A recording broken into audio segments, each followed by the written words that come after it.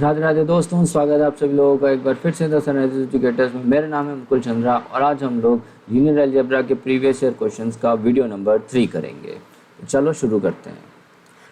तो हमारा आज का जो पहला सवाल है वो ये है कि अपने को सेट ऑफ इक्वेशंस दे दी हैं, ये दोनों x1 + 2x2 + x3 + 4x4 = 2 and 3x1 + 6x2 + 3x3 + 12x4 = 6।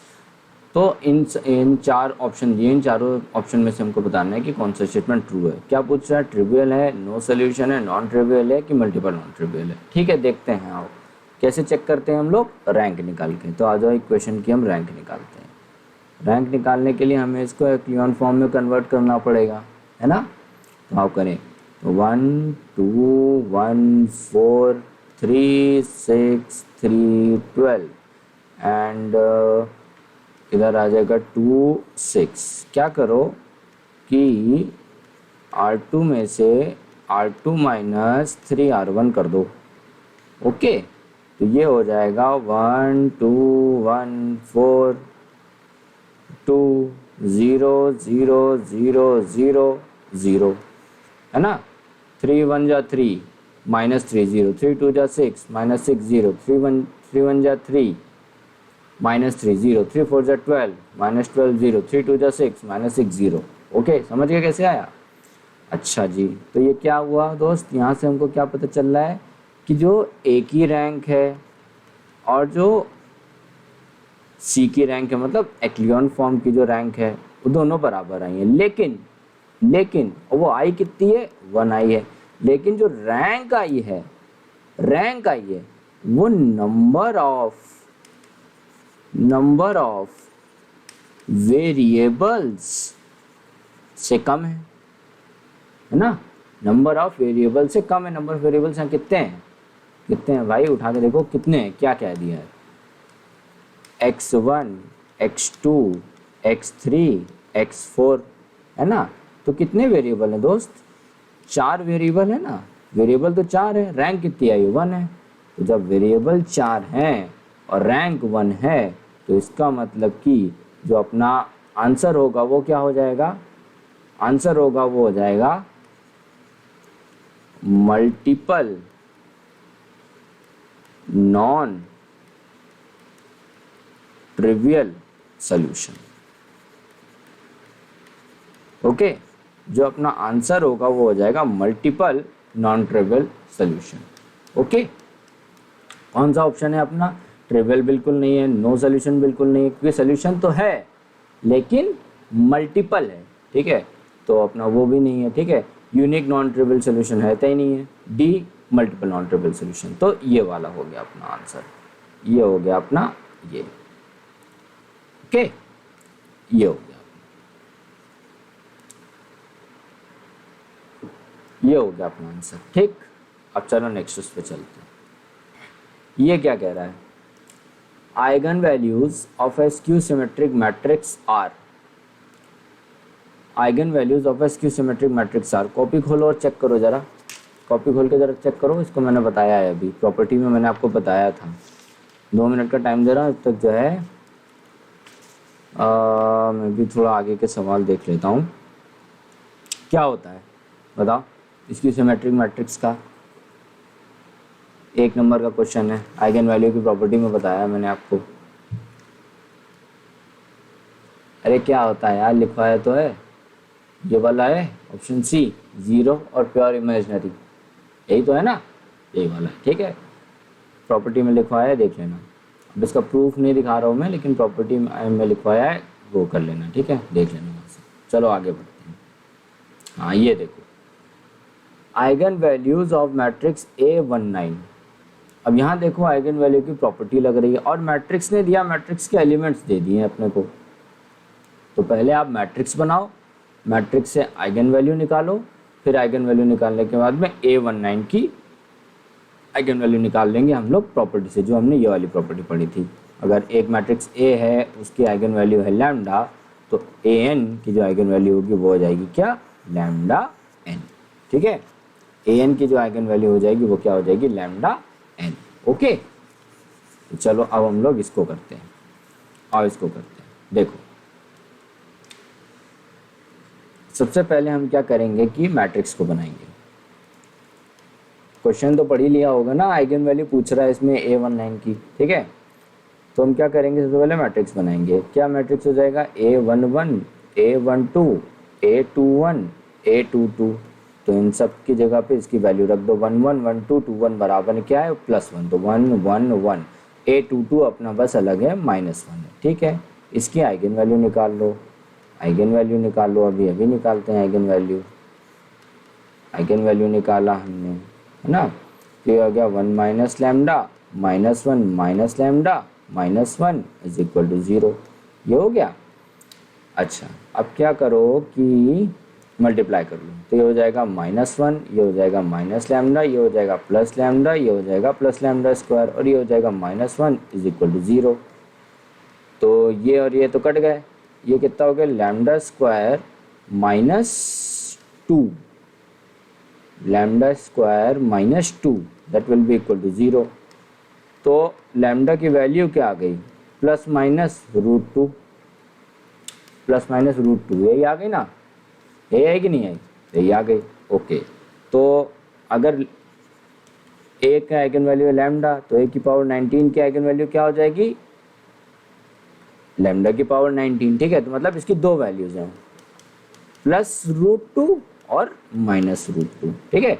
Lambda 1 है अपना +√2 और लैम्डा 2 है अपना -√2, तो इसमें भी दो ही होंगे ना, तो वही करेंगे हम, ठीक है। तो दो आइगन वैल्यू क्या हो जाएगी, दोनों का ए की दो आइगन वैल्यू उनकी पावर हो जाएगी, उनकी पावर 19th पावर हो जाएगी, ए की पावर 19 मैट्रिक्स की आइगन वैल्यूज, ठीक है। अभी निकालते हैं हम, तो करो लैम्डा 1 की पावर 19 क्या हो जाएगा, ये √2 की पावर 19, ठीक। √2 की पावर 19 मतलब क्या हो जाएगा, ये √2 की पावर 18 मल्टीप्लाइड बाय √2 की पावर 1, ठीक है। कोई गड़बड़ वाली बात नहीं। ये क्या हो जाएगा, 2 की पावर 9 मल्टीप्लाइड बाय √2 की पावर 1, तो ये क्या हो जाएगा अपना 2 की पावर 9।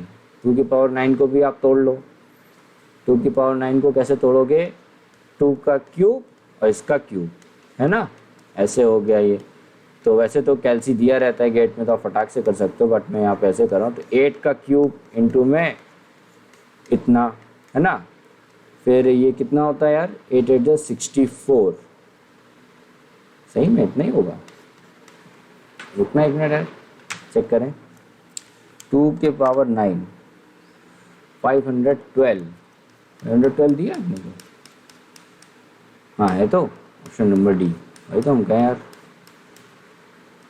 तो ये आ जाएगा 512√2 गए, ये तो आ गई एक, मैं इसको कर रहा हूँ डैश, ठीक है। और लैम्डा 2 डैश कितनी आ जाएगी, -512√2, ठीक है। तो ये दो अपनी आइगन वैल्यूज आ गई, किसकी, ए की पावर 19 की, with the help of the property, ठीक है। एक बार को मैं आंसर चेक कर लेता हूँ, ठीक है, आंसर एक बार चेक कर लूँ, रुक जाओ। चलो, ऐसा तो नहीं लगता तुम लोग को कि हम बार बार सोल्यूशन देखने जाते हैं क्वेश्चन का, अरे नहीं यार, ऐसी बात नहीं है, बस हमको ये रहता है कि हम गलत ना पढ़ा दें। तो कभी कभी यार ऐसा होता है ना कि दिमाग में चल रहा होता है यार, आंसर तो लग रहा था कि ऑप्शन ए, मुझे इसमें क्या लग रहा था कि ऑप्शन बी आंसर है, 1024 है, लेकिन जब कैलकुलेट किया तो ऑप्शन डी आया। तो वही कभी कभी ऐसा होता है, तो मैंने कहा एक बार क्रॉस चेक कर लेता हूँ कि यार मैंने गलत तो नहीं बता दिया, क्योंकि पढ़ाने में फ्लो में क्या होता है ना, कैलकुलेशन मिस्टेक हो जाती है। मैंने पीछे जो एक हिंदी में जो मेरा चलता है सीटेड यूपीटेड वाला, उसमें मैंने बहुत सोल्यूशन में कैलकुलेशन मिस्टेक कर दी, तो उसे को रेक्टिफाई करने के लिए मैं थोड़ा सा यहाँ पे ध्यान देता हूँ, है ना। तो इसलिए यार, इसलिए मैं करता हूँ, ऐसा कोई बात नहीं कि मुझे सोल्यूशन नहीं आता है, ठीक है ना, सोल्यूशन आता है भाई, थोड़ा बहुत पढ़ रखे हैं हम भी लेकिन ऐसा हो जाता है कि हम नहीं चाहते कि यार भाई गलत पढ़ा दें आप लोग को, बस, ठीक है, हमारा ये मकसद नहीं है।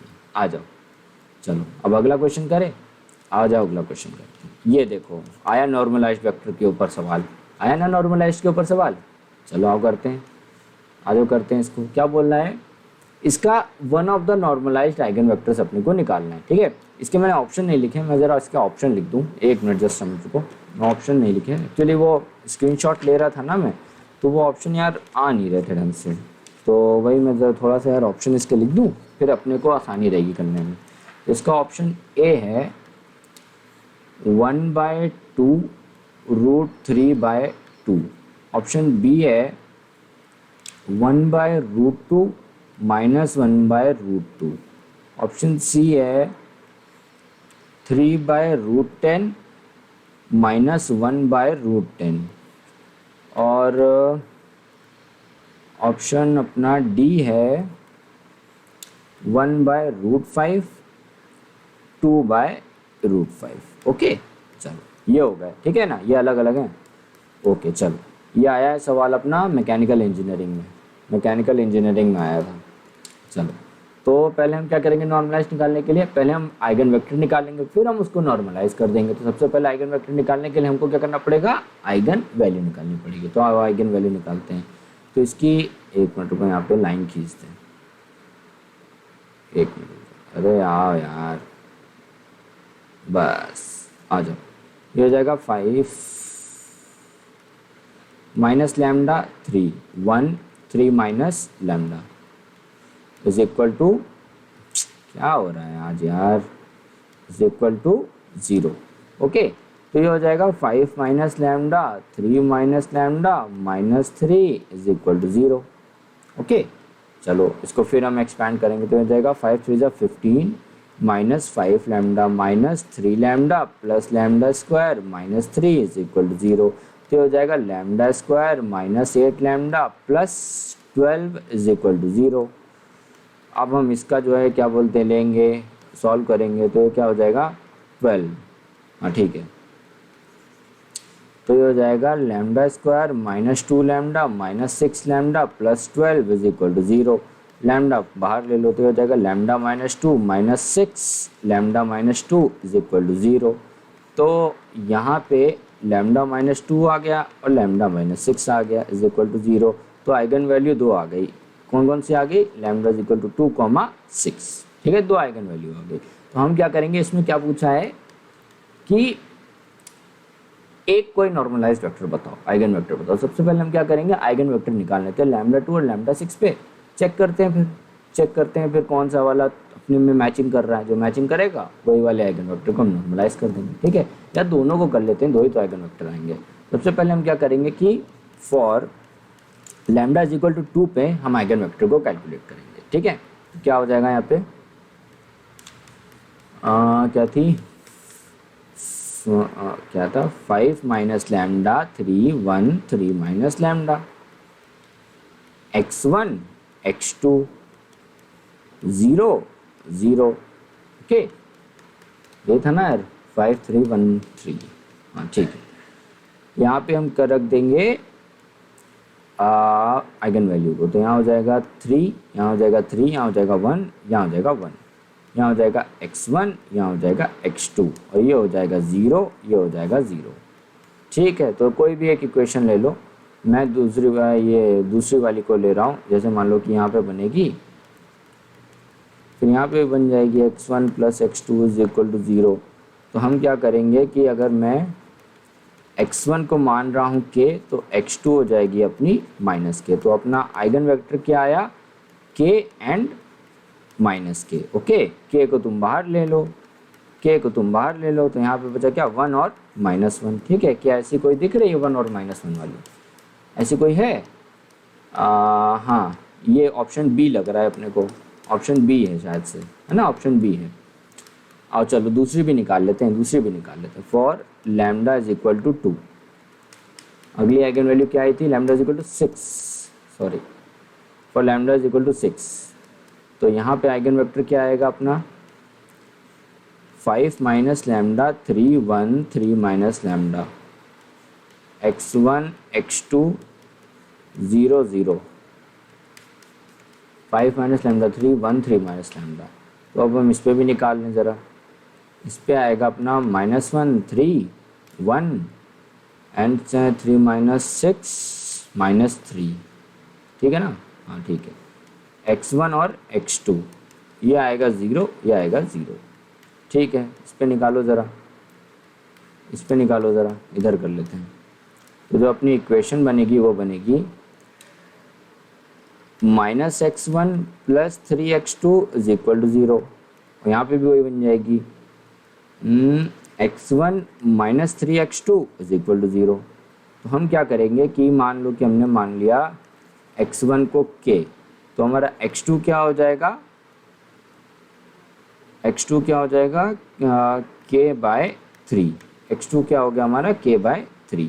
तो हमारी जो आइगन वेक्टर बना वो क्या बन गया, आइगन वेक्टर बना वो क्या बन गया, k अपॉन में k/3। तो तुम k को बाहर कॉमन ले लोगे तो हो जाएगा 1 और 1/3।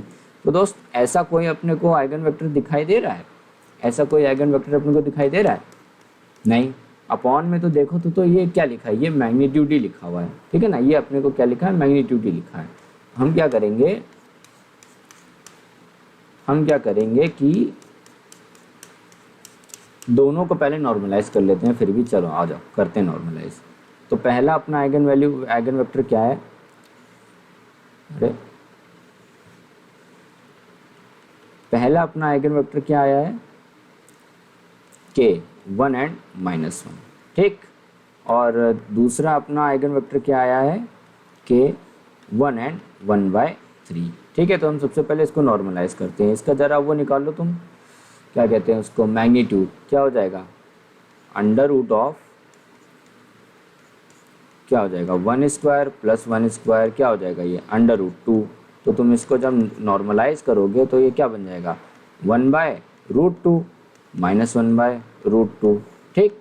ये हो गया अपना, ओके। अच्छा, और अगला क्या हो जाएगा अपना, अगला इसको अगर हम नॉर्मलाइज करेंगे तो ये क्या हो जाएगा अपना, इसको तुम नॉर्मलाइज करोगे तो ये क्या हो जाएगा, एक मिनट रुकना। इसमें क्या करो, इसको सबसे पहले तुम उसमें लगे कि अपॉन में रह के तो मैग्नीट्यूड निकलेगा नहीं, तो तुम इसको क्या करो, ऊपर ले जाओ। तो इसको क्या करो, यहाँ पे 3k से मल्टीप्लाई करो, इधर हो जाएगा 3, इधर हो जाएगा 1, है ना। 3 से हमने क्या किया, मल्टीप्लाई कर दिया, बस और कुछ नहीं किया। तो यहाँ पे भी k ही रहेगा, बस हमने 3 से मल्टीप्लाई कर दिया ऊपर नीचे। तो क्या हो गया दोस्त हमारा, ये हो गया 3 और ये हो गया 1, ओके। तो तुम इसका जब मैग्नीट्यूड लोगे तो ये आएगा 9 और ये होगा 1, ये हो जाएगा √10, √10, ठीक है। तो √10 होगा, तो यहाँ पे क्या आएगा अपना, जब तुम इसको डिवाइड करोगे तो हो जाएगा 3/√10 और ये हो जाएगा 1/√10। क्या ऐसा कोई ऑप्शन दिया है भाई, देख ये वाला तो मैच कर रहा है ऑप्शन बी से, लेकिन सी वाला मैच नहीं कर रहा है, बिकॉज यहाँ पे -1/√10 है, तो अपना तो 1/√10 है। तो ऑप्शन कौन सा है, ऑप्शन नंबर सी अपना सही है, ठीक है। नॉर्मलाइज वेक्टर कैसे करते हैं ये मैंने आपको कॉन्सेप्ट में पढ़ा रखा है, तो मैं आपको यहाँ पे एक्सप्लेन नहीं कर रहा हूँ, आप वहाँ जाके देख लेना।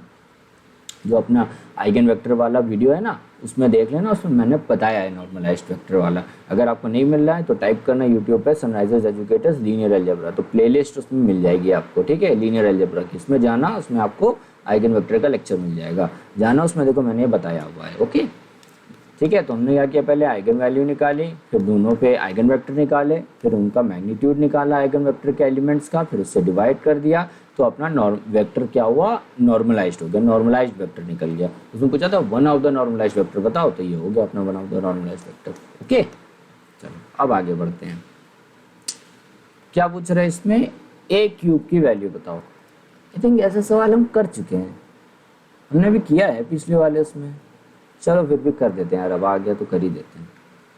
तुम लोग कहोगे कि यार कुछ करवाता नहीं है, अरे ये वाला किया तो है, ये वाला अभी कहाँ गए,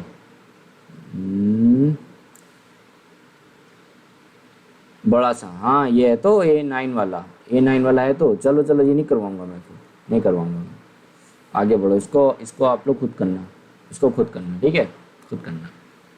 देखो 79, which of the following does not equal to this, option तो लिख दें, किस विच ऑफ द फॉलोइंग की बात कर रहे हैं, है ना, ऑप्शन तो लिखा ही नहीं है, ऑप्शन लिख दें यार ज़रा।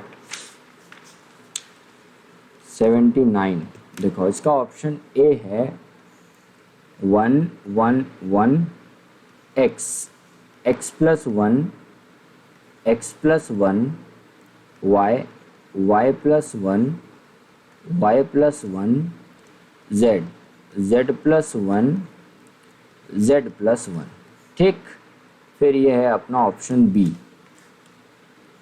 1 1 1 x + 1 x + 1 z + 1, sorry y + 1 z + 1 x² + 1 y² + 1 z² + 1, okay. फिर ये है अपना option number C, 0 0 1 x minus Y, Y minus Z, Z X square minus Y square, Y square minus Z square और Z square. ठीक है, फिर option D, 2 2 1 X plus Y, Y plus Z, Z X square plus Y square, Y square plus Z square और Z square. Okay, ये हो गया अपना, ये हो गया अपना। देखो इसमें क्या बोल रहा है, देखो इसमें क्या बोल रहा है, बोल रहा है कि बताओ कि ये जो अपनी मैट्रिक्स, ये जो अपना लिखा हुआ है ना डिटर्मिनेंट में, ये इन चारों ऑप्शन में से, ये और इन चारों ऑप्शन में से कोई भी एक कौन सा बराबर नहीं, मतलब 3 कोई बराबर होंगे, 1 कोई बराबर नहीं होगा। ठीक है, अभी बराबर यार निकालते कैसे, देखो हम लोग जैसे एलिमेंट्री ट्रांसफॉर्मेशन करते थे ना, एलिमेंट्री ट्रांसफॉर्मेशन करते थे, ये वाला लगा के रो R1 माइनस R2 कर रहे हैं, R2 माइनस R3 कर रहे हैं, ये वाला। तो उससे होता क्या था कि जो उस मैट्रिक्स की वैल्यू होती थी दोस्तों, वो चेंज नहीं होती थी। एलिमेंट्री ट्रांसफॉर्मेशन मेथड लगा के जो हम करते थे काम, उससे ये होता था कि अगर हम उस मैट्रिक्स का डिटर्मिनेंट निकालेंगे तो जो उसका मैग्नीट्यूड आएगा वो चेंज नहीं होगा। हाँ, अंदर में उसके एलिमेंट्स कुछ आगे पीछे ऊपर नीचे दाएं बाएं हो जाएंगे, लेकिन जो उसकी वैल्यू आएगी, जो उसकी मैग्नीट्यूड आएगी, उसमें बदलाव नहीं आएगा। ठीक है, उसमें बदलाव नहीं आएगा। तो इसीलिए ये और इन तीनों में जो इनमें से जो 3 ऑप्शन है जो अपने इसके बराबर हैं, उनका जो मैग्नीट्यूड होगा वो चेंज नहीं होगा। तो बेसिकली इसमें क्या किया है कि ये जो चारों ऑप्शन दिए हैं ना, ये एलिमेंट्री ट्रांसफॉर्मेशन करके अपने को दे दिया, मतलब रो और कॉलम वाले जो भी अपने पास में ऑप्शन अवेलेबल थे उनके पास में, वो ऑपरेशन करके इन्होंने 3 ऑप्शन दे दिए और वो तीनों बराबर हैं अपने। ठीक है ना, वो तीनों बराबर है, उनका मैग्नीट्यूड और इसका मैग्नीट्यूड दोनों बराबर हैं, बस एक का वो मैग्नीट्यूड वो बराबर नहीं है। ठीक है, तो आओ चेक करते हैं, आओ चेक करते हैं। ठीक है, देखो शुरू करता हूँ ऑप्शन नंबर डी से। देखो ऑप्शन नंबर डी अपने को क्या दिया हुआ है दोस्त, मैट्रिक्स आपको दिख रही है, दिख रही है, हाँ ठीक है। 2 2 1 X plus Y, Y plus Z, Z X square plus Y square, Y square plus Z square, Z square. ठीक है, क्या करो कि ये जो मैट्रिक्स है ना, ये क्या है, 1 1 1 X X Y, Z X square, Y square और जेड स्क्वायर। ठीक है, क्या करो कि R1 में R1 प्लस R2 कर दो और R2 में R2 प्लस R3 कर दो। ठीक है, कर दिया तो ये क्या हो जाएगा, 2 X plus Y, X square plus Y square, ये भी हो जाएगा 2 Y plus Z, Y square plus Z square, और ये क्या हो जाएगा 1 जेड, जेड स्क्वायर। क्या ये ऑप्शन डी नहीं है, क्या ये ऑप्शन डी नहीं है? तो भाई डी तो अपना मैच कर रहा है, तो ये तो अपना जवाब नहीं हुआ। अपने को बताना है कौन सा बराबर नहीं है। ठीक है ना, तो ये तो भाई बराबर है, हमने एलिमेंट्री ट्रांसफॉर्मेशन किया, पूरा एज इट इज आ गया, मैग्नीट्यूड तो चेंज नहीं होगा इसका, तो लेकिन मैच कर गया, तो फिर ये वाला अपना जो ऑप्शन डी है वो सही है। ओके चलो, ये हो गया अपना। ठीक है, तो ये अपना आंसर नहीं है, ऑप्शन नंबर डी आंसर नहीं है। अच्छा चलो ठीक है, अब हम क्या करेंगे, ऑप्शन नंबर सी को देखेंगे। आ जाओ सी को देखते हैं, आ जाओ सी को देखते हैं, क्या बोल रहा है सी में। अच्छा ये है, ठीक है। क्या करो कि, क्या करो दोस्त आप कि R1 में R1 माइनस R2 कर दो और R2 में R2 माइनस R3 कर दो। करोगे जब तो आएगा, ये हो जाएगा 0, ये हो जाएगा x माइनस वाई, ये हो जाएगा X square minus Y square, ये हो जाएगा 0, ये हो जाएगा y माइनस जेड, ये हो जाएगा Y square minus Z square, ये हो जाएगा 1, ये हो जाएगा z, ये हो जाएगा जेड स्क्वायर। क्या ये ऑप्शन सी से मैच नहीं कर रहा है? मैच कर रहा है, तो इसका मतलब क्या है, ये भी अपना ऑप्शन सी भी आंसर नहीं है। ठीक है चलो, नहीं है अपना ऑप्शन सी आंसर। ठीक है, इसको मैंने क्यों मिटा दिया, ऑप्शन सी अपना आंसर नहीं है। ठीक है, ओके। अच्छा फिर क्या हुआ कि हम ऑप्शन नंबर बी को देखेंगे। ऑप्शन नंबर बी में क्या करो, C1 में क्या C2 में क्या करो, C2 प्लस C1 कर दो, और C3 में भी क्या करो, C3 प्लस C1 कर दो। आओ तो ये हो जाएगा 1, ये हो जाएगा x प्लस 1, ये हो जाएगा x स्क्वायर प्लस 1, ये फिर हो जाएगा 1, ये हो जाएगा y प्लस 1, ये हो जाएगा y स्क्वायर प्लस 1, ये हो जाएगा 1, ये हो जाएगा z प्लस 1, ये हो जाएगा z स्क्वायर प्लस 1। भाई ये भी मैच कर रहा है, तो ऑप्शन बी भी अपना आंसर नहीं है। तो बचा क्या, बचा अपना ऑप्शन नंबर सी। आप कुछ भी जुगाड़ करके देख लेना दोस्त, ये ऑप्शन ए जो बचा क्या, ऑप्शन ए, तो यही अपना आंसर है। लेकिन मैं आपको बताऊं कि आप कुछ भी जुगाड़ करके देख लेना, ये नहीं बनेगा, पक्का नहीं बनेगा ये, ठीक है। तो इसका मैग्नीट्यूड और इसका मैग्नीट्यूड दोनों बराबर नहीं होंगे। हम लोग एलिमेंट्री ट्रांसफॉर्मेशन क्या करते हैं, बस जो मैट्रिक्स के अंदर एलिमेंट्स है ना, हम उनको बदल देते हैं बस एलिमेंट्री ट्रांसफॉर्मेशन से। बट एलिमेंट्री ट्रांसफॉर्मेशन ये नहीं दिखाता है कि वो मैट्रिक्स का अपना जो मैग्नीट्यूड रहेगा, जो उसका डिटर्मिनेंट रहेगा, वो क्या करेगा, उसको चेंज कर देगा, उसको नहीं चेंज करता है वो, ठीक है ना, उसको बस आगे पीछे कर देता है। आप जब वैल्यू निकालोगे दोनों की तो वो बराबर ही आएंगे, तो इसकी वैल्यू और इसकी वैल्यू सेम आएगी, इसका डिटर्मिनेंट सेम आएगा, इसका सेम आएगा, इसका सेम आएगा, ठीक है। एलिमेंट्री ट्रांसफॉर्मेशन में एक बात आप याद रखना, आप सिर्फ और सिर्फ ऐसे नहीं कर सकते कि R1 प्लस में R3 इंटू R2 ना, ये वाला प्रोसेस इसमें पॉसिबल नहीं होता है। एलिमेंट्री ट्रांसफॉर्मेशन में ये वाला पॉसिबल नहीं होता है। तो ये कह क्या रहा है, जो फर्स्ट वाला है ये क्या कह रहा है अपना, ऑप्शन नंबर ए को आप थोड़ा एनालाइज करो। देखो ऑप्शन नंबर ए अपना कह रहा है कि 1x x square, 1y square, 1z square. क्या किया इन्होंने दोस्त कि C3 में क्या किया कि C3 प्लस C1 करवा दिया, ठीक है। नहीं, ये भी नहीं किया है, तो ये तो बन ही नहीं सकता है। ये कह रहे हैं कि x इंटू एक्स प्लस 1 और C3 पे बदल दिया, x y z कर दिया, x square y square z square गायब कर दिया है, तो गायब हो ही नहीं सकता ना। उसको तुम गायब करोगे तो तुमको फिर 1/x 1/y 1/z करना पड़ेगा, ठीक है। तो 1/x 1/y 1/z करोगे तो जो है क्या कहते हैं वो अपना वो तो फिर इधर पे भी 1/x बचना चाहिए। अरे दोस्त इधर देखो यहाँ से इन्होंने इसको सिंगल में ले आए, ठीक, सिंगल में लेके आए। अगर तुम इसको सिंगल में लेके आ रहे हो, मैं कह रहा हूँ चलो लेके आओ तुम सिंगल में, C3 को हम सिंगल में ले आए, तो हमने क्या किया C3 नहीं ना ऐसा नहीं करो। हमने क्या किया R1 को 1/x प्लस में, हाँ चलो पहले ये करो, या प्लस में R1 करो, ये करोगे ना तो पहले तो ये बदल जाएगा ना, ये हो जाएगा 1/x, ये हो जाएगा 1 और ये हो जाएगा अपना x, समझे ना, ये हो जाएगा x। तो भाई ये तो बन ही नहीं रहा है, ये तो किसी एंगल से नहीं बन पाएगा, ठीक है ना, वो तो गलत चीज़ हो जाएगी। मैं सोचा ना कि यहाँ पे x स्क्वायर दिया हुआ, इसलिए मैं C1 C2 वाली बात पे चला गया था, उसको हटा दो, छोड़ो उसको, ये वाली बात पे देखो। अगर तुम इसको बनाने आओगे, कुछ अगर जुगाड़ लगा के बनाना भी चाहते हो, तो सबसे पहले तो तुमको जो अपना थर्ड कॉलम है, जो इसमें स्क्वायर दिया हुआ है, तो उस स्क्वायर को तुमको गायब करना पड़ेगा। स्क्वायर को गायब करने के लिए x अपॉन z करना पड़ेगा, ठीक है। तो वो तुम गायब करोगे तो यहाँ पे तो 1/x होना चाहिए ना, यहाँ पे 1/y होना चाहिए, यहाँ पे 1/z होना चाहिए। तो सिंपल सी बात दिखा रहा है कि ये मैच नहीं कर रहा है, तो नहीं कर रहा है तो ये अपना आंसर हो गया। अभी यही मल्टीपल उसमें होता तो यहाँ पे भी वो ऐसा कोई दे देते जो इससे मैच कर रहा होता, जो वो होता मैच कर रहा होता, तो हम B C D इन तीनों को कर देते, या चारों मैच कर रहे थे तो चारों को टिक लगा देते, ठीक है ना। मल्टीपल जो अपना आता है, मल्टीपल आंसर टाइप वाला जो आ नहीं रहा है आजकल, चारों ऑप्शन सही हैं या 3 सही हैं, आप मल्टीपल सही हो सकते हैं क्वेश्चन के, वो वाला होता है ये, ठीक है ना।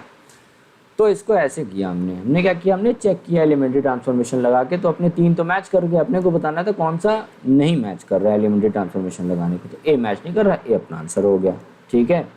चलो आगे बढ़ते हैं।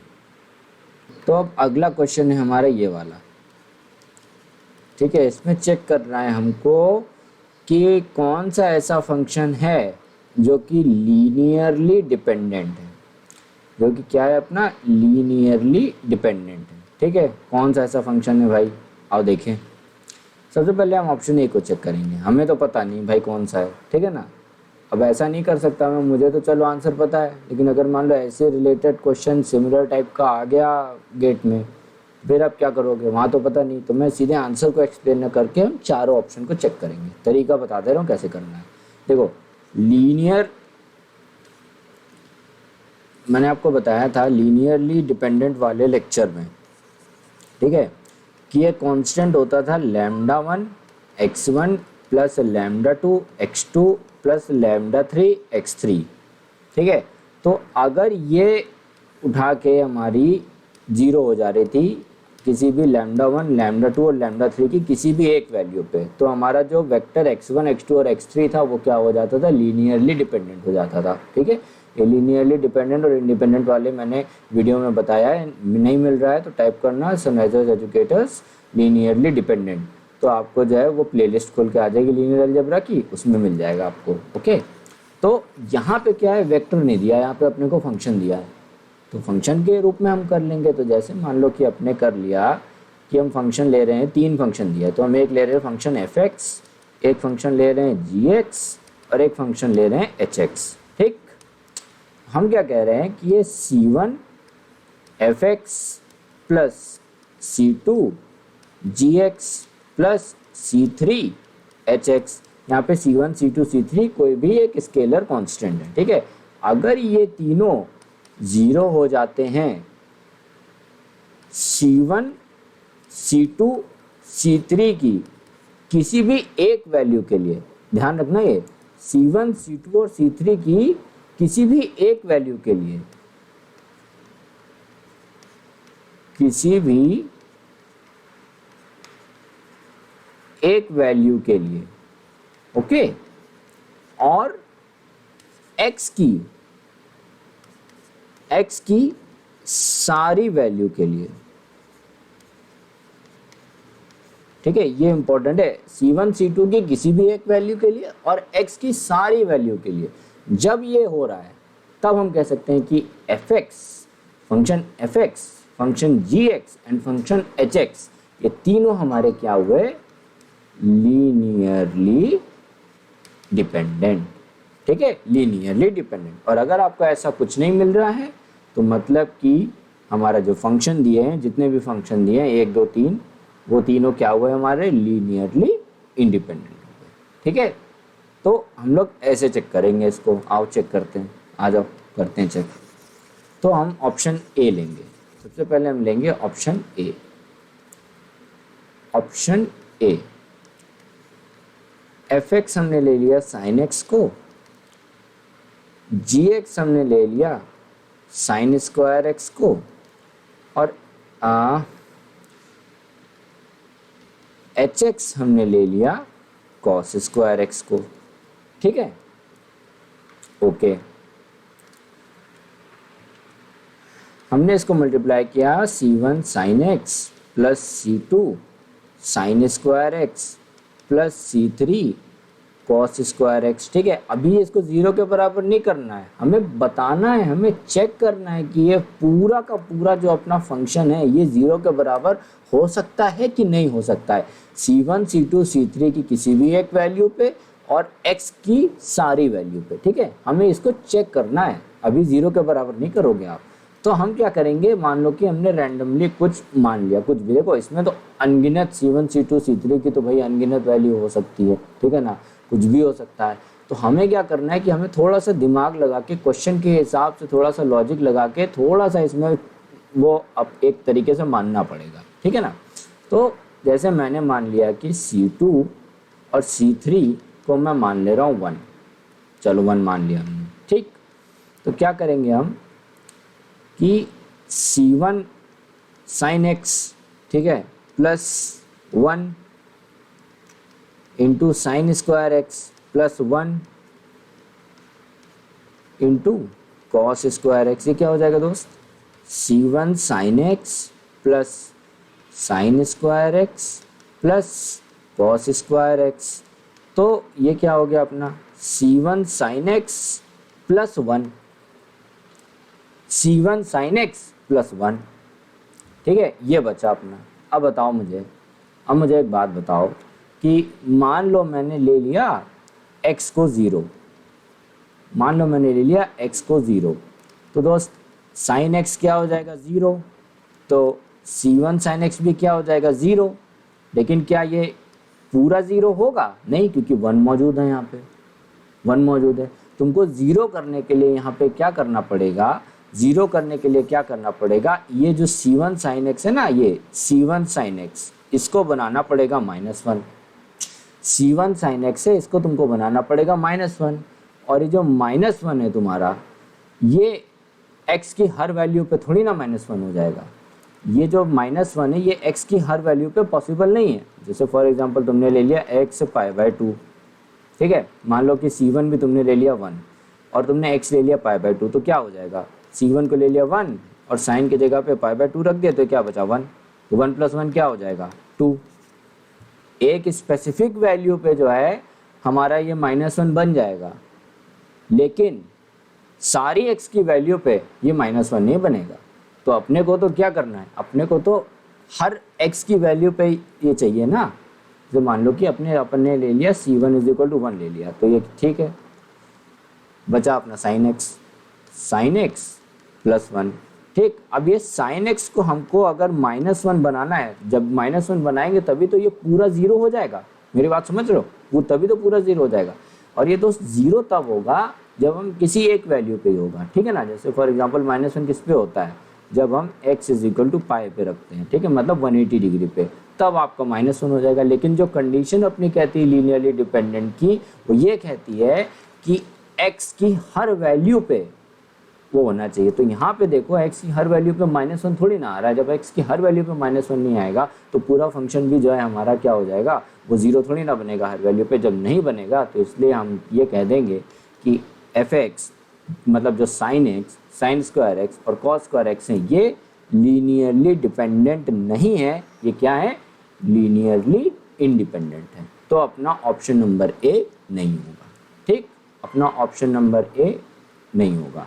ओके चलो अब आगे करते हैं। चेक करेंगे हम ऑप्शन नंबर बी। फिर हम वही करेंगे, f(x) ले लेंगे cos x को, ओके, gx ले लेंगे sin x को, और hx ले लेंगे tan x को। ऑलराइट, तो ये हो जाएगा क्या, C1 cos x plus C2 sin x। Linearly dependent check करने के लिए हमको ऐसे लिखना पड़ेगा, प्लस C3 tan x। अब हमें चेक करना ये जो पूरा फंक्शन है, मान लो इस फंक्शन को मैंने ले लिया आपका zx ले लिया, चलो, तो हमको ये चेक करना है कि ये जो zx है ना, अगर ये 0 के बराबर आ जाता है तो हम कहेंगे कि fx और gx और hx ये तीनों हमारे क्या हो जाएंगे, लीनियरली डिपेंडेंट। लेकिन हमें चेक करना है, हम ऐसे नहीं कर देंगे, हमें ये zx को 0 बना के दिखाना पड़ेगा कि, और कैसे बनाएंगे कि x की हर वैल्यू पे zx 0 हो और C1, C2, C3 की किसी भी एक स्पेसिफिक वैल्यू पे ये 0 आ जाए, ठीक है। हमें ये ऐसे बना के दिखाना पड़ेगा, ओके। तो देखो इसमें भी अगर आप चेक करोगे,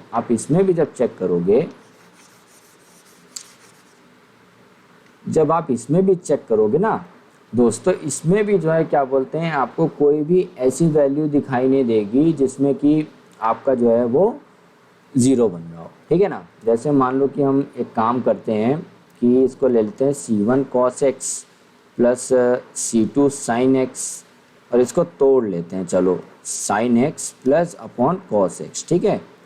ओके, मैं क्या कर रहा हूँ कि C1, C2 और C3 को मान लिया मैंने 1, लेट C1, C2, C3 को 1 मान लिया। तो हम क्या करेंगे, यहाँ पे बचेगा cos x, यहाँ पे बचेगा sin x और यहाँ पे बचेगा sin x upon cos x। All right, तो मल्टीप्लाई करो जरा मल्टीप्लाई। तो ये क्या हो जाएगा, cos² x, ये हो जाएगा sin x cos x, ठीक है। और ये हो जाएगा अपना sin x अपॉन में हो जाएगा ये cos x, ठीक। अपॉन में ये हो जाएगा क्या, cos x हो जाएगा, ठीक है।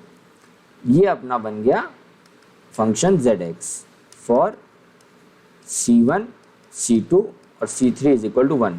ये पता नहीं है हमको, 1 1 मैं ले रहा हूँ बस चेक करने के लिए। ज़्यादातर तो फंक्शन है उसमें आप 1 1 लेके चेक कर सकते हो, बट ये मैंडेटरी नहीं है, ठीक है ना, मैंडेटरी नहीं है। तो इसलिए मैं तो बस 1 1 लेके चेक कर रहा हूँ। आपको भी अगर चेक करना है तो आप 1 1 लेके चेक कर सकते हो स्टार्ट करने के लिए, ठीक है ना। चलो अब अपना सिंगल फंक्शन में बचा। अब मुझे बताओ कि साइन और कॉस की अगर आप टेबल देखो ना, साइन और कॉस की टेबल देखो तो देखोगे कि इनकी जो वैल्यूज़ होती हैं वो हमेशा उल्टी होती हैं। जो साइन ज़ीरो की वैल्यू है उसका उल्टा वैल्यू कॉस ज़ीरो की होती है। जो बस 45 डिग्री पे ये लोग बराबर होते हैं, बाकी उस पे ये लोग जो है क्या बोलते हैं, जीरो, उनकी वैल्यूज़ हमेशा उल्टी ही होती हैं, ठीक है ना। तो अगर मान लो मैं साइन 90 लेता हूँ, है ना, देखो इसको ज़ीरो बनाने के लिए अगर मैं मान लो साइन 90 लेता हूँ तो कॉस 90 क्या हो जाएगा, ज़ीरो हो जाएगा, ठीक है ना। तो कॉस 90 पे तो ये डिफाइंड ही नहीं होगा। फिर चलो फिर तो वहीं से क्वेश्चन ख़त्म हो गया। फिर अगर हम थोड़ा और डिटेल में जाएं तो हम यहाँ ऐसा कर सकते हैं कि इसको ज़ीरो बनाने के लिए हम क्या करेंगे कि ऊपर वाला न्यूमरेटर ज़ीरो होना चाहिए, ऊपर वाला न्यूमरेटर ज़ीरो होना चाहिए। तो आप इसको ऐसे कर सकते हो, cos x plus sine x, हमको इसको ज़ीरो बनाना है। अब फिर यहाँ पे भी ज़ीरो आप नहीं बना पाओगे। अगर मान लो आप साइन को ज़ीरो रखते हो तो अपना कॉस ज़ीरो बच जाएगा। कॉस ज़ीरो क्या होता है, 1 होता है, ठीक है। अगर आप इसमें हमको क्या करना है, ये जेड एक्स को ज़ीरो बनाना है। ज़ीरो बनाने के लिए न्यूमरेटर हमारा ज़ीरो होना चाहिए, ठीक है ना। तो न्यूमरेटर को ज़ीरो बनाना पड़ेगा। न्यूमरेटर को क्या है अपना, ये है, इसको ज़ीरो बनाना है। इसको ज़ीरो बनाने के लिए हम क्या करेंगे, हमने कहा कि चलो x is equal to zero रख देते हैं। तो चलो ये ज़ीरो हो जाएगा, ये ज़ीरो हो जाएगा, ये साइन ज़ीरो हो जाएगा, यहाँ पे रख लो cos square zero plus sine zero into cos zero plus sine zero, ये ज़ीरो, ये पूरा ज़ीरो, ये क्या हो जाएगा 1, क्या हो जाएगा 1, ठीक। और फिर जेड एक्स में रखोगे तुम, फिर जेड एक्स क्या था अपना, ये पूरा, तो ये जाएगा 1 अपॉन कॉस ज़ीरो क्या होता है 1 अपॉन 1 इज इक्वल टू 1। तो क्या ज़ीरो हो रहा है, नहीं हो रहा है। और फिर तुम अगर इसको जो है कॉस 90 रखोगे तो देखो ये तो अनडिफाइंड हो जाएगा फिर। तो इसलिए एक्स की जो है हमने 2-3 वैल्यू चेक किया, किसी पे भी ये ज़ीरो नहीं बन रहा है। मतलब इसका मतलब ये निकल के आता है कि जो है हमारा जो ऑप्शन बी है जिसमें एफ एक्स, जी एक्स और एच एक्स है, कॉस एक्स, साइन एक्स और टेन एक्स, ये तीनों क्या है हमारे लीनियरली इंडिपेंडेंट है, डिपेंडेंट नहीं है। तो इसलिए ये भी अपना जवाब नहीं हुआ, ये भी अपना जवाब नहीं हुआ, ओके, ये भी अपना जवाब नहीं हुआ। आओ आप ऑप्शन नंबर सी को चेक करते हैं, आ जाओ ऑप्शन नंबर सी को चेक करते हैं, आओ।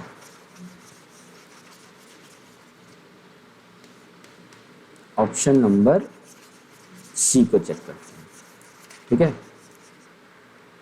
इसको थोड़ा ध्यान से समझना, और अगर नहीं समझ में आए तो नीचे कमेंट में लिख देना कि भाई नहीं समझ में आया, मैं दोबारा से वीडियो बना के इसको डाल दूंगा और अच्छे से एक्सप्लेन कर दूंगा, ठीक है।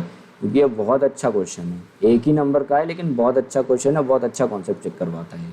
आ जाओ, हम बोल रहे हैं एफ एक्स को कॉस 2x, जी एक्स को sine square x and H x को कॉस स्क्वायर एक्स, ठीक है, ओके।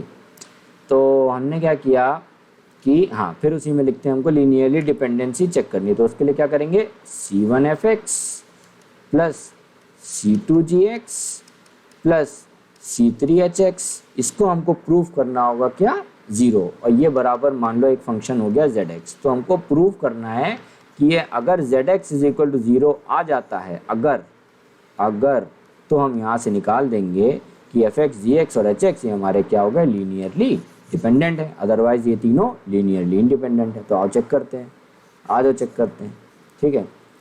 तो हम क्या कह रहे हैं कि ये जेड एक्स क्या हो जाएगा, जेड एक्स हो जाएगा अपना c1 cos 2x plus c2 sine square x plus c3 cos square x, okay. चलो एक काम करो कि c1 को ले लो 1, c2 को ले लो -1 और c3 को ले लो 1, ठीक।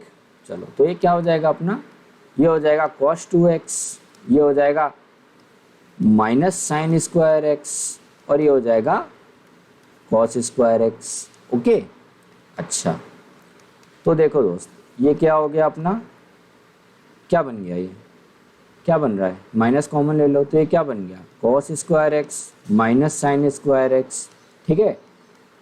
और ये क्या बन गया अपना cos 2x minus cos 2x, ये क्या हो गया दोस्त, ये तो जीरो आ गया। और ये तो जीरो आ गया जीरो, तो मतलब क्या है अपना cos 2x sine square x और cos स्क्वायर एक्स हमारे क्या हुआ है, लीनियरली डिपेंडेंट हो गए। क्या होगा, ये लीनियरली डिपेंडेंट हो गया। हमने c1 c2 c3 की एक वैल्यू ली 1 -1 और 1। देखो अब ये मुझे कैसे पता चला आपके में सवाल आएगा कि 1 -1 और 1 ही लेना था। आप सवाल को देखो ना दोस्त, आप सवाल को देखो।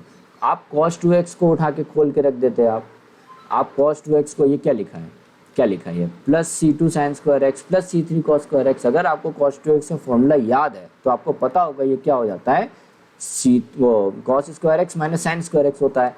अगर मैं इसको जो है क्या बोलते हैं माइनस में बदल दूँ, इसको मैं माइनस कर दूँ, तो दोस्त हमारा जो है क्या बोलते हैं वो ये दोनों कट जाएंगे cos 2x और हमारा फंक्शन 0 हो जाएगा। ठीक है, तो हमने यही किया बस, हमने यही किया बस, ठीक है ना, यही किया, वो कट गया और हमारा क्या आ गया, फंक्शन 0 आ गया। तो मतलब cos 2x sin square x और cos स्क्वायर एक्स हमारे क्या हो गए, लीनियरली डिपेंडेंट हो गए। तो ये हो गया अपना फाइनल आंसर, ये हो गया अपना फाइनल आंसर।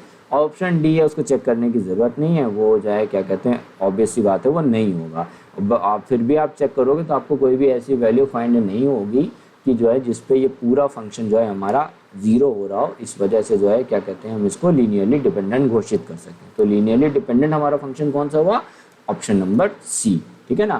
तो ये इसका बहुत अच्छा सा एक्सप्लेनेशन है। ओके, नहीं समझ में आया मैं फिर कह रहा हूँ कमेंट पे लिख देना, मैं दोबारा से वीडियो बना के उसको अच्छे से एक्सप्लेन कर दूंगा और क्वेश्चन ला के। ओके, तो चलो अब हम लोग आगे बढ़ते हैं नेक्स्ट क्वेश्चन की तरफ। चलो ये क्वेश्चन चलो कर तो लोगे, लेकिन फिर भी चलो मैं करवा ही देता हूँ। क्या है इसमें, के ट्रांसपोज इंटू जे इंटू के। तो सबसे पहले क्या निकालो, के ट्रांसपोज इंटू जे। के ट्रांसपोज क्या हो जाएगा अपना, के दिया है अपना, तो के ट्रांसपोज क्या हो जाएगा 1 2 -1, ठीक है। तो 1 2 -1 और इसको मल्टीप्लाई करना है जे से, तो 3 2 1 2 4 2 1 2 6, इससे मल्टीप्लाई करना है। ये कितने की मैट्रिक्स है, क्या ऑर्डर है इसका 1 3, ये 3/3। तो जो फाइनल मैट्रिक्स बनेगी के ट्रांसपोज इंटू जे वो क्या बन जाएगी, क्या बनेगी भाई 1 × 3 की मैट्रिक्स बनेगी। तो क्या आएगा अपना, मल्टीप्लाई करोगे तो क्या आएगा, करो जरा 3 + 4 -1, 3 + 4 -1, फिर ये हो जाएगा 2 + 8 एंड -2, और ये हो जाएगा 1 + 4 एंड -6, ठीक है। आओ इसको थोड़ा सॉल्व करते हैं, ये हो जाएगा 7 - 1 6, ये कट जाएगा 8 और ये हो जाएगा -1, ठीक है। 5 - 6 -1, ओके। अच्छा अब इसको के से फिर मल्टीप्लाई कर दो, इसको के से फिर मल्टीप्लाई कर दो, तो ये आया अपना के ट्रांसपोज इंटू जे। फिर हम इसको क्या करेंगे, के से मल्टीप्लाई कर देंगे। तो के क्या था हमारा, के क्या था हमारा, हाँ 1 2 -1, 1 2 एंड -1। ये किसने की मैट्रिक्स है, ये है हमारी 1 × 3 की, ये है हमारी 3 × 1 की। तो फाइनल क्या आएगी 1 × 1 की आ जाएगी, मतलब एक सिंगल बचेगा अपने पास में। तो मल्टीप्लाई करो अपने पास में, क्या हो जाएगा ये 6 + 16 + 1, तो ये आ रहा है अपने पास में 7 और 23। आंसर आ गया आपका 23, ठीक है। चलो इसको ऐसे करना था, ओके। आओ नेक्स्ट करते हैं। अरे यहाँ तो ब्लैंक है, ये वाला देखो, ये देखो, ये थोड़ा सा अच्छा क्वेश्चन है, इसको देखते हैं। आ जाओ, देखो इसमें बताना है कि कौन सी प्रॉपर्टी अपनी जो है आइडेंटिटी जो है वो सही है। तो आ जाओ, सबसे पहले हम देखते हैं ऑप्शन नंबर ए, क्या दिया है, PQ + R = PQ + RP। पहले हम देखते हैं LHS देखते हैं, ठीक। LHS क्या है अपने पास में, PQ + R। तो ये क्या हो जाएगा दोस्त, मैट्रिक्स है, P भी मैट्रिक्स, Q भी मैट्रिक्स, R भी मैट्रिक्स। खोलोगे तो क्या हो जाएगा PQ + PR। और LHS में क्या दिया है अपने को, RHS में क्या दिया, सॉरी RHS में क्या दिया, RHS में दिया PQ + RP। PQ तो सही है, बट PR और RP भाई मैट्रिक्स में तो ये नहीं होता ना, ये गलत है, ये दोनों बराबर नहीं होते। हाँ अगर नॉर्मल मल्टीप्लिकेशन लिखा होता तो हम कहते हैं भाई सही है, लेकिन मैट्रिक्स में तो उल्टा आपका मल्टीप्लिकेशन हो रहा है अगर, तो वो तो बराबर नहीं है। मैंने आपको बताया था ना प्रॉपर्टी में कि A × B = B × A, तो ऐसे PR = RP। तो फिर इसका मतलब ये दोनों गलत हैं, मतलब कि LHS = RHS। तो इसका मतलब कि अपनी जो ऑप्शन ए है वो गलत है, ऑप्शन ए जो है वो अपना गलत है, तो वो एलिमिनेट हो गया। फिर क्या हुआ, फिर ऑप्शन बी देखते हैं हम, इसको मैं रब कर दे रहा हूँ।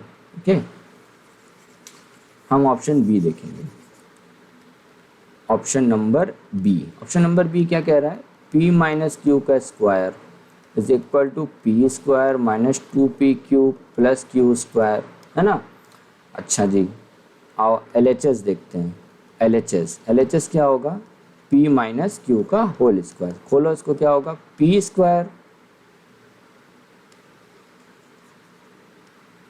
ये पता है कैसे खुलेगा, ये खुलेगा ऐसे करके, यहाँ पे तुम a square plus B square minus a minus B का whole square is equal to a square plus B square minus 2ab नहीं लगा सकते। क्यों नहीं लगा सकते अभी बताता हूँ मैं, अभी बताता हूँ मैं। ये पता है कहाँ से आया है, इसी के डेरिवेशन में सवाल छुपा हुआ है, इसी के डेरिवेशन में अपना जवाब छुपा हुआ है। देखो a square minus B square का फॉर्मूला क्या होता है, a minus B into A minus B. ठीक, ओपन करो इसको, तो ये क्या हो जाएगा a स्क्वायर, ये हो जाएगा माइनस ए बी, फिर ये हो जाएगा माइनस बी ए, और ये हो जाएगा प्लस बी स्क्वायर। अब नॉर्मल, ये मतलब मैट्रिक्स नहीं होती, नॉर्मल नंबर और नॉर्मल वेरिएबल में हम कहते हैं A B is equal to B A होता है, तो ये दोनों प्लस हो जाएंगे और ये हो जाएगा माइनस 2ab। बट यहाँ पे मैट्रिक्स है, और अगर आप मैट्रिक्स मल्टीप्लिकेशन कह रहे हो तो आपको पता है कि a into B is not equal to B into A, matrix a into matrix b is not equal to matrix b into matrix a। तो क्या अगर हम इसको तोड़ेंगे तो ये क्या हो जाएगा, p square minus P Q minus Q P plus Q square. तो क्या ये दोनों बराबर हैं, नहीं बराबर नहीं है, तो आप इन दोनों को प्लस नहीं कर सकते, आप प्लस नहीं कर सकते। जब आप प्लस नहीं कर सकते हो तो आप इसको फिर माइनस 2pq नहीं लिख सकते। जब आप इसको नहीं लिख सकते तो अपना जो RHS है वो ये नहीं होगा, जब नहीं होगा तो अपना जो जवाब है बी वाला वो भी गलत है, वो भी गलत है। ठीक है, गलत है। चलो ओके गुड, इतना समझ गए, इतना समझ गए आप, आ जाओ ऑप्शन नंबर सी देखते हैं। ऑप्शन नंबर सी सीधे क्या बोल रहा है, determinant of p plus Q is equal to determinant of p plus determinant of q, ये बोल रहा है। गलत होता है ये गलत दिया है। ठीक है, ऐसा नहीं होता है ये। अगर आप मैट्रिक्स q और मैट्रिक्स p और मैट्रिक्स q को ऐड करोगे, उसका डिटर्मिनेंट निकालोगे, वो अलग आएगा। इंडिविजुअल जब आप डिटर्मिनेंट निकालोगे, इंडिविजुअल मैट्रिसेस का, इंडिविजुअल p का डिटर्मिनेंट निकाला, फिर इंडिविजुअल q का डिटर्मिनेंट निकाला, दोनों को जोड़ दिया, उसका जो जवाब आएगा वो अलग आएगा। तो ये सीधे गलत दिया हुआ है। ओके, सीधे गलत दिया हुआ है। ऑप्शन डी देखते हैं, ऑप्शन डी देखते हैं। ऑप्शन डी बोल रहा है p प्लस क्यू का square is equal to P square plus P Q plus Q P plus Q square. हाँ ये सही है, ये सही दिया है, क्योंकि अगर हम इसको खोलेंगे, जैसे मान लो a प्लस बी था होल स्क्वायर, ये कैसे आया है, a plus B into A plus B किया गया है ना। जब आप इसको करोगे तो ये हो जाएगा A B plus B A plus B square. तो ये तो सही लिखा है, क्योंकि मैट्रिक्स मल्टीप्लिकेशन में भाई आप ऐसे लिख सकते हो, बट आप इन दोनों को जोड़ नहीं सकते, बिकॉज ये दोनों भाई सेम नहीं होते हैं। ये अलग निकल के आएगी मैट्रिक्स, ये अलग निकल के आएगी मैट्रिक्स। तो ये आपने जो लिखा है ये सही है। हाँ, इसका जवाब और इस पूरे का जवाब, ये दोनों का जवाब जो आएगा वो आएगा सेम। तो इसलिए हम कह सकते हैं कि अपना जो ऑप्शन डी है वो करेक्ट है। ठीक, वो करेक्ट है। ये आइडेंटिटी खोलना समझ लेना, बस कहीं पे भी आ जाए मैट्रिक्स में कि matrix a minus B is equal to whole square दे दिया, matrix a plus B is equal to whole square दे दे, तो यहाँ पे a प्लस बी और a माइनस बी का होल स्क्वायर वाला फॉर्मूला नहीं लगाना। यहाँ पे इसको आपको ऐसे खोलना पड़ेगा। ठीक है, ऐसे खोलना पड़ेगा, ऐसे करके और ऐसे करके खोलना पड़ेगा। ठीक है, ऐसे करके जब आप इसको ओपन करोगे तो उसमें फिर ए बी भी आएगा, बी ए भी आएगा, तो वो दोनों बराबर नहीं होते, तो आप उसको 2ab नहीं लिख सकते, बस ये बात है। ओके, तो जिसको ये बात नहीं पता होगी वो ये नहीं कर पाएगा। ठीक है, तो देखो यहाँ पे प्रॉपर्टी लगी कि A B is not equal to B A. जिसको ये बात नहीं पता है वो इस क्वेश्चन को छोड़ के आएगा पक्का। ठीक है, आओ नेक्स्ट क्वेश्चन करते हैं। ये देखो इसमें भी सीधे पूछ रहा है कि which one of the these properties does not always hold, मतलब कौन सी प्रॉपर्टी इन चारों ऑप्शन में से गलत है। तो बताओ, पहली वाली एम ट्रांसपोज क्या होता है, एम होता है। ठीक है, पहली सही है। फिर सी इंटू एम का ट्रांसपोज क्या हो जाएगा, सी इंटू एम का ट्रांसपोज, मतलब पहले तुम मैट्रिक्स ले रहे हो, उसमें कांस्टेंट को मल्टीप्लाई करते हो, फिर उसका ट्रांसपोज निकाल रहे हो, वो बराबर होता है पहले तुमने मैट्रिक्स का ट्रांसपोज निकाल फिर उसको कांस्टेंट से मल्टीप्लाई कर दिया, दोनों का जो होगा ना जवाब वो सेम आएगा। तो इसका मतलब ये भी सही है, ये भी सही है। अभी हमने पीछे सवाल किए ना पिछले वाले में तो अलग अलग करके देखा था, तो ये भी सही होता है। मैं ट्रांसपोज की प्रॉपर्टीज देख लेना दोस्त, इसमें करवाया है। हाँ ये गलत है, वही पीछे वाले में जो किया कि mn is not equal to nm होगा, मैट्रिक्स में ऐसा नहीं होता है, मैट्रिक्स में ऐसा नहीं होता है, तो ये गलत है, इसमें सही दिया हुआ है। तो अपना जो जवाब हुआ कौन सा सही हुआ, ऑप्शन नंबर डी। बताना था कौन सी गलत है, ये वाली गलत है। चलो ये देखते हैं, देखो आइगन वैल्यू की प्रॉपर्टीज इसमें पूछी है, सिंपल सिंपल सी, ठीक है। पूछा है कौन सी सही नहीं है, which one of the following statement is not true for a square matrix A, ठीक है, कौन सी सही नहीं। बोल रहा है if A is upper triangular matrix the eigen values of A are the diagonal elements of it. बिल्कुल सही, बिल्कुल सही, मैंने आपको बताया बहुत जोर दे के आइगन वैल्यू की प्रॉपर्टी देख लेना आइगन वैल्यू वाले चैप्टर में। फिर if A is real symmetric the eigen values of A are always real and positive, ये गलत है। देखो रियल तो होती है, जो सिमेट्रिक मैट्रिक्स होती है, सिमेट्रिक मैट्रिक्स होती है, उसकी जो आइगन वैल्यू होती है वो रियल तो होती है, बट पॉजिटिव की कोई गारंटी नहीं है कि वो पॉजिटिव होगी, पॉजिटिव की कोई गारंटी नहीं। हाँ रियल होती है दोस्त, बट आप पॉजिटिव की गारंटी बोलो, पॉजिटिव नहीं होती। तो इसलिए प्रॉपर्टी में मैंने लिखवाया है, तो ये ना समझना कि मैं लिखवाना भूल गया पॉजिटिव, ना ना, पॉजिटिव होती नहीं, आपके पास में पॉजिटिव की गारंटी नहीं है, हो भी सकती है नहीं भी हो सकती है, बट हाँ रियल की गारंटी है कि हमेशा रियल जरूर होगी।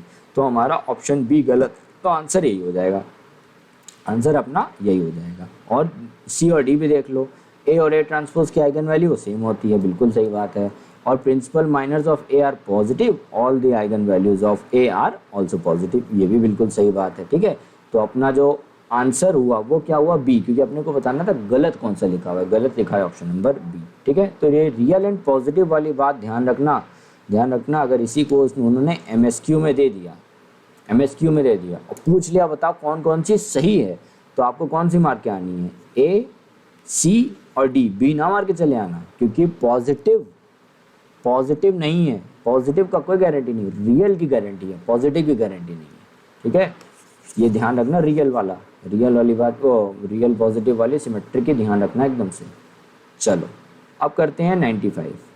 95 क्या बोल रहा है इसमें, एक मैट्रिक्स दिया है, उसका अपने को डिटर्मिनेंट दिया हुआ है -12, 1 3 0 2 6 4 -1 0 2।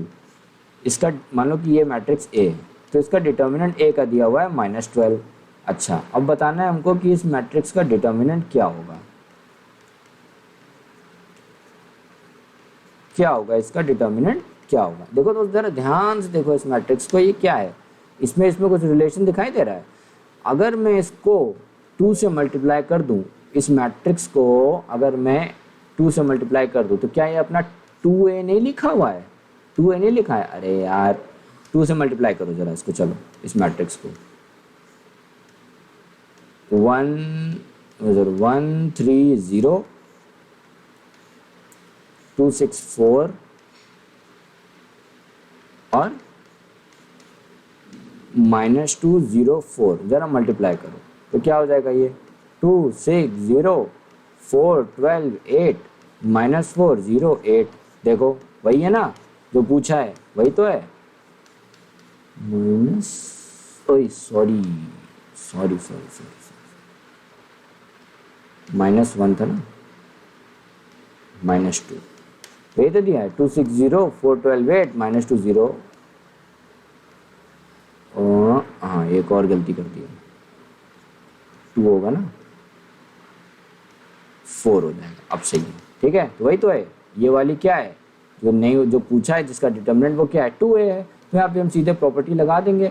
अगर कोई भी मैट्रिक्स है, मान लो अगर मैट्रिक्स है a, ठीक, उसका कुछ डिटर्मिनेंट दिया हुआ है मान लो कि x, ठीक, तो मैट्रिक्स के a का जो डिटर्मिनेंट होगा वो क्या हो जाएगा, k की पावर n इंटू एक्स। यहाँ पे n क्या होता था, order of the square matrix, ठीक है, ये तो होता था ना, अरे यार स्क्वायर मैट्रिक्स, n क्या होता था, order of the square matrix. तो यहाँ पे क्या है के क्या है यहाँ पे, के हमको पता चल गया के 2 है क्योंकि 2 से मल्टीप्लाई हो रहा है, तो इसका क्या डिटर्मिनेंट हो जाएगा। और मैट्रिक्स की ऑर्डर क्या है, ऑर्डर क्या है 3/3 है, तो n की जगह पे क्या आ जाएगा 3 आ जाएगा। तो 2 की पावर 3 इंटू में a का डिटर्मिनेंट क्या दिया हुआ है 12 -12, तो -12 ठीक है। तो ये क्या हो जाएगा 8 इंटू -12, ये क्या हो जाएगा -96 ठीक है, -96। नहीं समझ में आया ये प्रॉपर्टी, बहुत अच्छे से डिटर्मिनेंट वाले में एक्सप्लेन किया, जाके वो वीडियो देख लेना। ओके चलो आ जाओ। ये देखो ये भी प्रॉपर्टी पे बोल रहा है matrix determinant of matrix A है 5, मैट्रिक्स बी का डिटर्मिनेंट है 40, तो बोला है ए बी का डिटर्मिनेंट क्या होगा, ठीक है। तो ए बी का डिटर्मिनेंट क्या होगा, प्रॉपर्टी से जाओ, प्रॉपर्टी क्या होती है, हम इसको ऐसे लिख सकते हैं, ऐसे लिख सकते हैं कि नहीं लिख सकते हैं, प्रॉपर्टी डिटर्मिनेंट में बताइए। तो क्या हो जाएगा इसका मैट्रिक्स, मैट्रिक्स ऑफ डिटर्मिनेंट ए क्या है 5, बी क्या है 40, मल्टीप्लाई कर दो क्या आ जाएगा 200, हो गया आंसर, ठीक है। डिटर्मिनेंट की प्रॉपर्टी मैंने पढ़ाई है, देख लेना जाके उसमें। आओ इसको देखते हैं, ये तो चलो कर लेना आप, क्या पूछा है ए अपने को इस फॉर्म में दिया हुआ है, ठीक है, दो मैट्रिक्स का मल्टीप्लिकेशन हो रहा है, तो दोनों का मल्टीप्लाई करो फिर उसका डिटर्मिनेंट निकालो, तो अब आ जाएगा आपका। अबे कर लो यार, चलो 2 - 4 7, 1 9 और 5, ठीक 5 95 नहीं 5 अलग है। तो ये क्या है अपना, ये कितने की मैट्रिक्स है 3 इंटू 1 की, ये है 1 इंटू 3 की, मैट्रिक्स बनेगी अपनी क्या 3 इंटू 3 की। अरे बाप रे, चलो बनाओ अच्छा। 2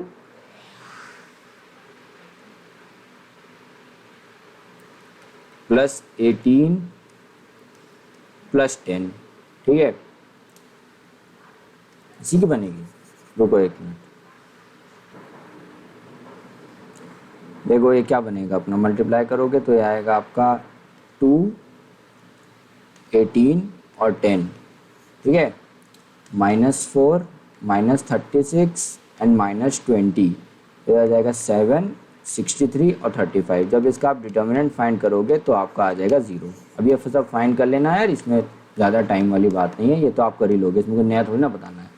चलो ये देखो नेक्स्ट क्वेश्चन देखते हैं, ये हमसे क्या पूछ रहा है कि सम ऑफ द आइगन वैल्यूज बताओ क्या होगी। सम ऑफ द आइगन वैल्यूज की क्या प्रॉपर्टी होती है, पढ़ी हमने कि λ1 λ2 और λ3 ये किसके बराबर होता है, उसके ट्रेस के बराबर होता है, ट्रेस के बराबर होता है। ट्रेस क्या होता है, डायगोनल एलिमेंट्स का सम। तो क्या हो जाएगा λ1 λ2 λ3, तीन ही आइगन वैल्यू होगी, 3/3 की मैट्रिक्स है, तो जोड़ दो डायगोनल एलिमेंट्स को 550, ठीक है। तो ये क्या आएगा अपना 550 + 150, ये हो जाएगा 0, 5 5 10 और 1 5 1 6 और 1 7 + 215, तो 915, ऑप्शन ए हो जाएगा आंसर अपना 915। चलो आगे बढ़ो नेक्स्ट, ये बोल रहा है कि the positive eigenvalue of A, ठीक है ना, ए क्या है अपनी A² = I, मतलब आइडेंटिटी मैट्रिक्स है। ए क्या है अपना आइडेंटिटी मैट्रिक्स है, तो ए की अपने को आइगन वैल्यू बतानी है, ए की अपने को आइगन वैल्यू बतानी है, ठीक है। अगर A² अपना I है, ठीक, तो हम क्या करेंगे कि A² की पहले हम आइगन वैल्यू निकाल लेते हैं, ठीक है, A² की आइगन वैल्यू निकाल लेते हैं। तो A² क्या है I, तो I की आइगन वैल्यू क्या आएगी 1 0 0 0 1 0 0 0 1, इसको कर दो 0, तो इसकी आइगन वैल्यू निकल के आएगी आपकी 1 - λ 0 0 0 1 - λ 0 0 1 - λ 0, अरे यार सॉरी 0 1 - λ = 0। जब आप इसको करोगे तो यहाँ से आपकी आइगन वैल्यू निकल के आएगी =0, तो लैम्डा क्या आया आपका 1 ही आया, ठीक है, लैम्डा क्या है आपका 1 आया। अरे बराबर है ना यार, तो वही बोलो, समझो कि एक ही तो आइगन वैल्यू हुई, सेपरेट जो डिस्टिंक्ट आइगन वैल्यू है वो कितनी हुई, एक ही तो हुई, या तुम तीन भी लिख लो यार, चलो 3 ही लिख लो, ठीक है, लेकिन एक ही लोगे तुम उसको, तो ये क्या हो जाएगा, तो A² की जो आइगन वैल्यू है वो क्या है 1 1 और 1, ठीक है। अब देखो इसमें हम लोग उल्टा काम करेंगे, देखो A की आइगन वैल्यू होती थी लैम्डा, तो A² की आइगन वैल्यू होती थी λ², तो अगर अपने को A² की आइगन वैल्यू λ² दी है तो हम A की आइगन वैल्यू लैम्डा नहीं निकाल सकते हैं, और लैम्डा कैसे निकालेंगे, λ² का अंडर रूट कर दो तो तुम्हारी लैम्डा की वैल्यू आ जाएगी, ठीक है ना। तो लैम्डा की वैल्यू आ जाएगी। तो क्या आई है, lambda is equal to 1। Under root करोगे इसका, मान लो कि lambda square is equal to 1 आया है, तो लैम्डा हो जाएगा क्या, अंडर रूट ऑफ 1। ये क्या हो जाएगा, प्लस माइनस 1। तो इसकी पॉजिटिव वैल्यू क्या हो गई, +1। तो हो गया जवाब अपना। तो आंसर क्या आया अपना, +1 हो गया। क्या आया आंसर, +1। नहीं समझ में आया, देखो मैंने क्या किया है भाई, ए स्क्वायर की आइगन वैल्यू निकाली, ठीक। अच्छा, मुझे बताओ कि ए की आइगन वैल्यू होती है लैम्डा, तो ए स्क्वायर की आइगन वैल्यू क्या हो जाती है दोस्त, लैम्डा स्क्वायर, ठीक है। तो क्या मैं जो आइगन वैल्यू ए स्क्वायर की आई है उसको मैं ऐसे नहीं लिख सकता, lambda square is equal to 1, नहीं लिख सकता मैं। मान लो कि इसकी आइगन वैल्यू को मैंने मान लिया, ए स्क्वायर की आइगन वैल्यू को मैंने मान लिया लैम्डा डैश, ठीक है, लैम्डा डैश। तो लैम्डा डैश आई है 1, तो मैं कह सकता हूँ कि property by property lambda dash will be equal to lambda square. मैं क्या कह रहा हूँ कि ए की आइगन वैल्यू को मैं कह रहा हूँ लैम्डा, तो थोड़ा लैंग्वेज में लिख लेते हैं, आपको ज़्यादा समझ में आएगा।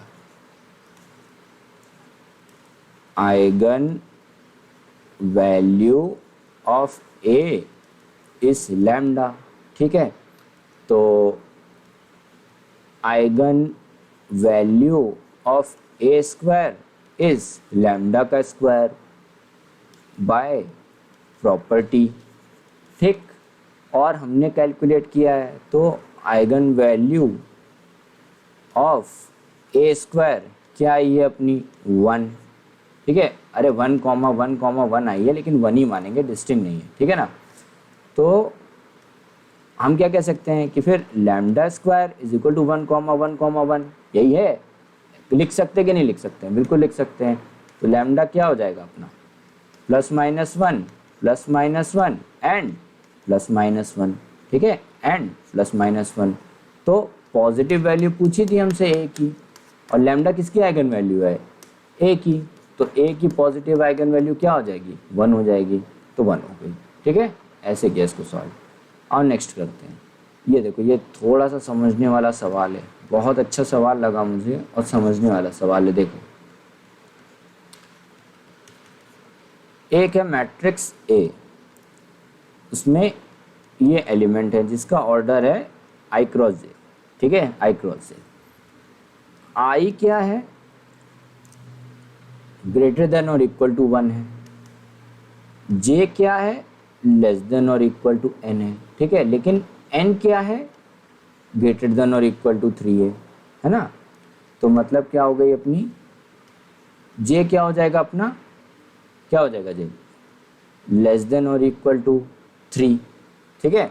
अच्छा, तो i क्या हो सकता है हमारा, i हो सकता है 1 2 3 4 5 dash dash dash dash dash, and हमारा j क्या हो सकता है, 1 2 3, ज़्यादा 3 हो सकता है ना। अच्छा, तो बताओ रैंक निकालना है इसमें हमको, और रैंक ऑफ ए की हमने एक प्रॉपर्टी पढ़ी थी कि अगर हमको ऑर्डर दिया हो, एक मैट्रिक्स है ए, उसका ऑर्डर है हमारा m/n, तो उसमें से जो मिनिमम होता था m और n में से, वो हो जाती थी हमारी वैल्यू, वो हो जाती थी हमारी क्या, रैंक।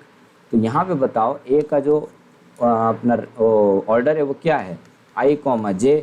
तो i और j में जो मिनिमम होगा वो हो जाएगा। तो बताओ i और j में सबसे छोटी वैल्यू क्या है, 1 है ना, 1 है कि नहीं है, तो बस 1 हमारा आंसर हो जाएगा, 1 हमारा आंसर हो जाएगा। तो यही होगा आंसर इसमें, ठीक है। बस इसको थोड़ा तोड़ना था, इसको तोड़ना सीख गया, अब जवाब आ गया, ठीक है। तो देखो दोस्त, इस सवाल में क्या कह रहा है वो हमसे कि ये consider the matrix 5 -1 4 1, which one of the following statements is true for the eigen values and eigen vectors of the matrix, ठीक है। Eigen value 3 has a multiplicity of 2 and only 1 independent eigen vector exist. देखो यहाँ पे multiplicity शब्द का मतलब समझ लो, ठीक है ना। इसका समझ गया तो आप समझ, आपको ये हो जाएगा। मल्टीप्लिसिटी मतलब कह रहा है वो कि 2 अलग अलग आइगन वैल्यू है, ठीक, 3 अलग अलग आइगन वैल्यू है, 4 आइगन अलग अलग आइगन वैल्यू है। मतलब मल्टीप्लिसिटी ऑफ 2 मल्टीप्लिसिटी का एक मतलब है, एक मिनट रुकना भाई,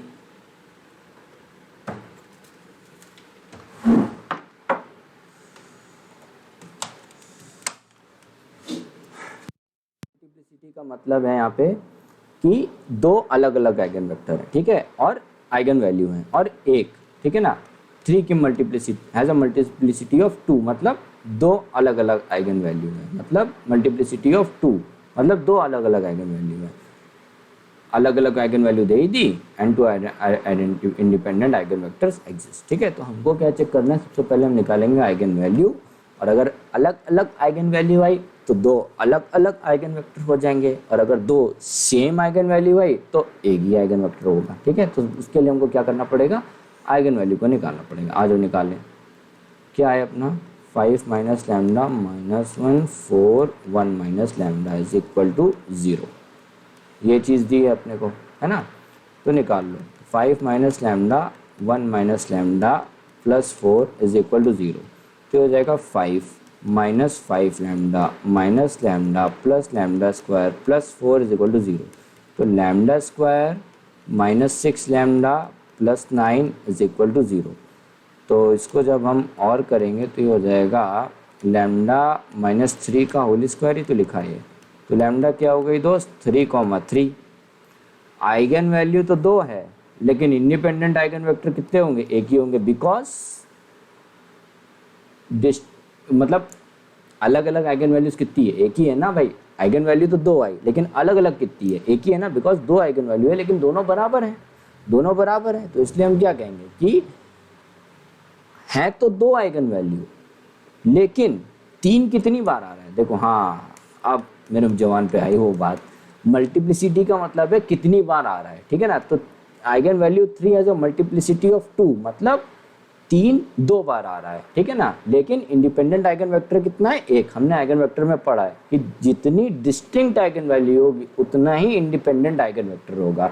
अगर मान लो इसी के दो होते, 3 और 2 आइगन वैल्यू आते, तो यहाँ पे दो इंडिपेंडेंट आइगन वेक्टर होते। लेकिन यहाँ पे क्या है कि इंडिपेंडेंट मतलब जो आइगन वैल्यू आई है वो पहली भी 3 आई है, दूसरी भी 3 आई है, दोनों अलग अलग, दोनों सेम है, तो आइगन वेक्टर कितना होगा तो, लेकिन एक ही आइगन वेक्टर होगा, ठीक है। तो अपना जवाब कौन सही हो गया, ऑप्शन नंबर ए, ये अपना करेक्ट हो गया। मल्टीप्लिसिटी मतलब कितनी बार 3 आ रहा है, 2 बार आ रहा है, ठीक है, 2 बार आ रहा है, प्लस एक ही इंडिपेंडेंट आइगन वेक्टर होगा, तो ये हो गया ऑप्शन नंबर ए।